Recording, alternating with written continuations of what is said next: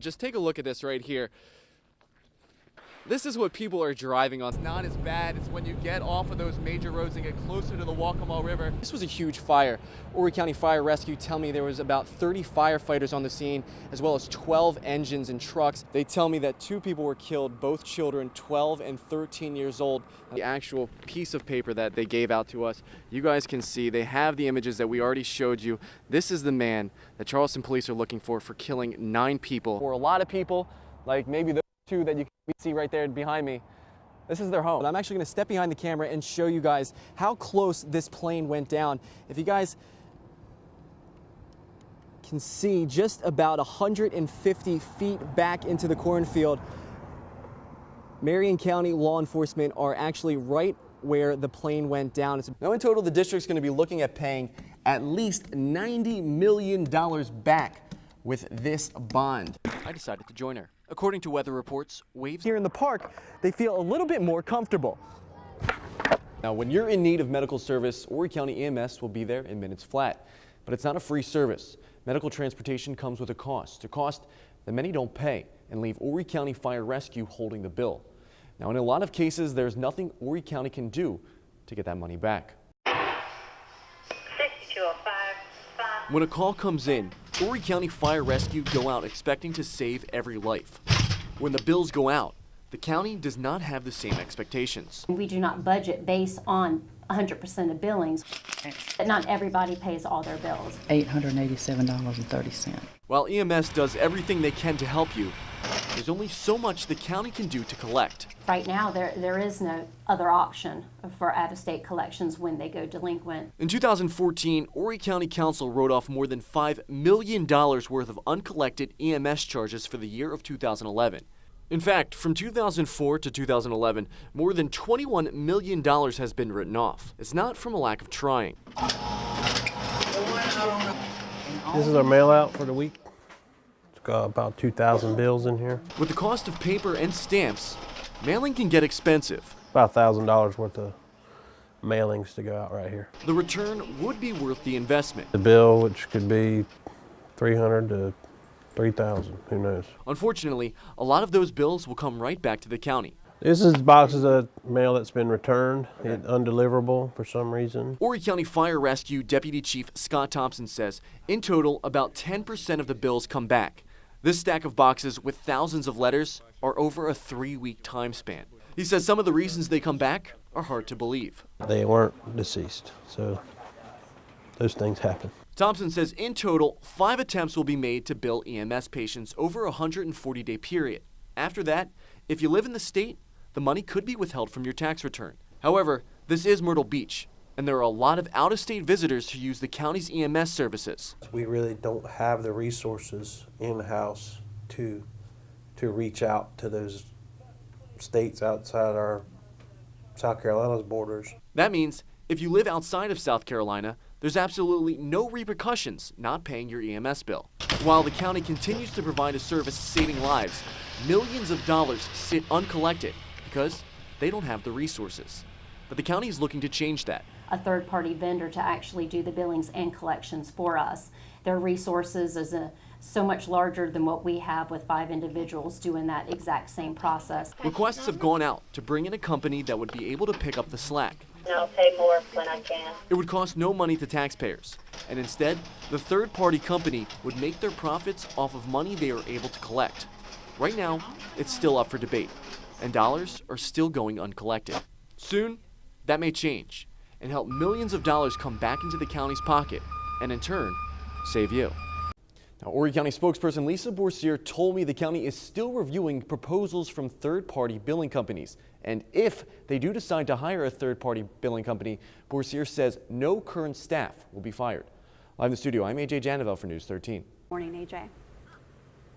Yeah, Patsy, Rusty, we just got out of that press release or that press meeting with Charleston Police. Around 6 o'clock is when it started. Now, you guys have already gone over the picture, but this is the actual piece of paper that they gave out to us. You guys can see they have the images that we already showed you. This is the man that Charleston Police are looking for killing 9 people at a church during a Bible study. This is the person they say they're looking for. They got this image off of surveillance video outside of the church as well. They're looking for this car, as was already mentioned. Again, police are looking for this man in connection with the death of 9 people. Now, I spoke to the Charleston police chief during the presser, and I asked him, this man is still on the loose. He just killed 9 people. He's still considered to be armed and dangerous. Again, they believe he's still in the Charleston area. I asked the police chief if residents are safe. It's getting into the 7 o'clock hour. It's rush hour. People are going to work. Can residents feel secure to go out? He wouldn't say yes. What he said is that residents need to be vigilant and be aware.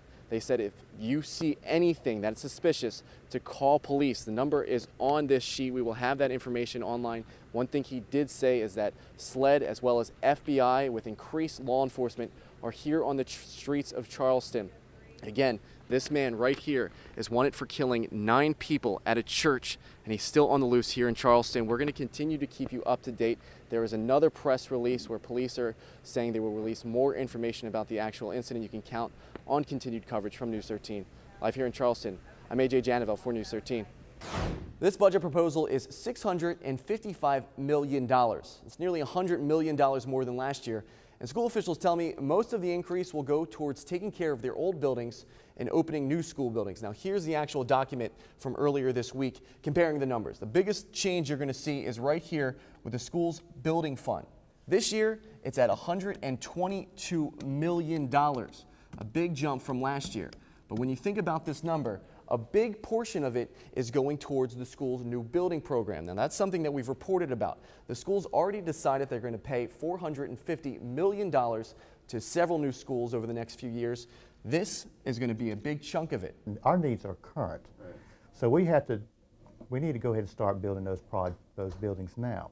So in order to start building those buildings now, then we have to get funds, and the only way to receive those funds is through the issuance of debt. Now, Gartner tells me they're proposing to get a $74 million bond to help pay for this money. Now, the issue with that is they're going to have to pay back interest, about $16 million worth over the next 8 years. So in total, they're borrowing 74, but they're going to have to pay back 90.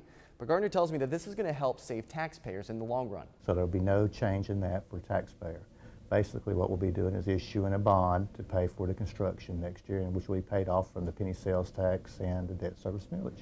Now, in total, the district's going to be looking at paying at least $90 million back with this bond.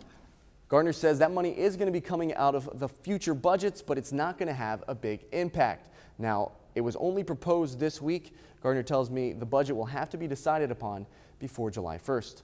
In the studio, I'm AJ Janovel for News 13. Tonight's top story. Janae, 27th Avenue South in North Myrtle Beach was packed, where more than 100 people gathered to honor Malaya. Even though the gathering was under sad circumstances, the family tells me the day was a happy one. From land, sea, and even air, the memory of Malaya Hyman lived on as more than 100 people joined Malaya's father, Misha, sitting right here in front of a picture of his daughter for one last paddle out in her honor. Like a country bumpkin like me can get out there. For his first time on a surfboard, Don Benson held his own. Benson came all the way from Colorado to celebrate the life of Malaya, his goddaughter. That was probably the nicest send-off for a loving soul like her that could happen. Soul of our beautiful Malaya. After a brief ceremony on the beach, surfers grabbed a flower and hit the water.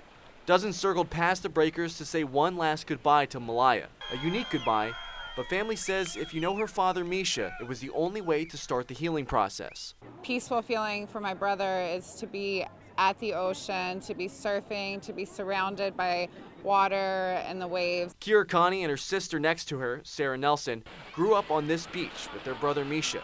The two sisters live in different parts of the country now, but say they feel grateful to know so many people support their brother. We're a close-knit community, and I think even though we've moved away and lots of folks have, when something like this happens, it's just been so amazing to see everybody come together and share the love. Family and friends got back to the beach the only right way to do so, by riding the waves in. Misha's sisters tell me Malaya was always right by her father's side, and the family may never fully heal, but Sunday's paddle out is the best way to start. A huge part of our life is now missing, but I feel like Misha will always be able to come out here and go surf and have a part of her. Remember this and remember everyone that came out today.